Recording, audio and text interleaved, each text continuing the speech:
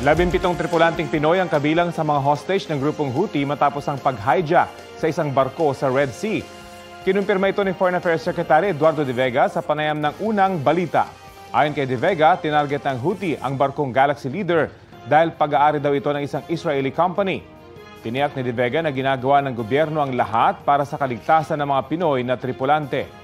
November 19 ang kubkubin ng Houthi ang barko sa Red Sea. Ayon sa tagapagsalita ng grupo, dinala raw nila ang cargo ship sa Yemen. Kapuso, alamin ang maiinit na balita. Bisitahin at mag-subscribe sa GMA Integrated News sa YouTube. Sa mga kapuso abroad, samahan nyo kami sa GMA Pinoy TV at sa www.gmanews.tv.